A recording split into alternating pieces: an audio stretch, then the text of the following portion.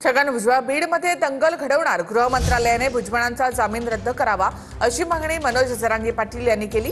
तर जरांगेलाच अटक करा, आमदारांची घरं कोणी जाळली, बीड कोणी पेटवलं असा सवाल भुजबळांनी केला आहे। तो सरकारमध्ये तो जाती दंगली घडविणारे बीडमध्ये त्यांनी दहशत आणि भयावह वातावरण तयार केले। आज त्यांनी काही नेते हाताखाली धरले, त्यांचे भाषण बघा, ते पूर्ण भय निर्माण होईल अशी परिस्थिती त्यांनी निर्माण केली। गृह मंत्रालयानं तो जामीनवर आलेला आहे, त्याची जामीन रद्द करावी,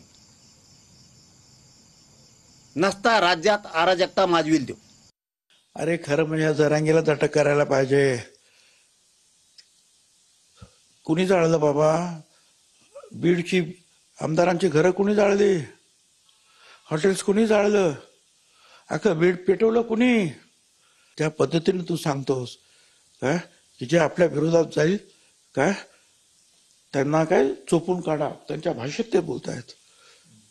जे आपल्या विरोधात जातील त्यांचे सगळे उमेदवार पाडा हे तुम्ही बोलताय काय?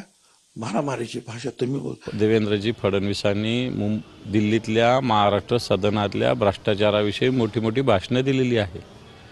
त्यांचे किरीट सोमय्या नावाचे माजी खासदार यांनी मोठ्या तक्रारी केलेल्या आहेत। या सगळ्या भ्रष्टाचाराच्या आरोपात त्यांना जेलमध्ये टाकलेलं आहे याच भारतीय जनता पार्टीनं, आणि याच भारतीय जनता पार्टीच्या कृपेनं पुन्हा ते जामिनावर आहेत।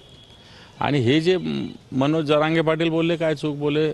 जामीन असतो, हा जामीन कधी रद्द होऊ शकतो? जामीन का परमानंट थोडी असतो? जामीन असतो, कुठं केसचा निकाल लागतो?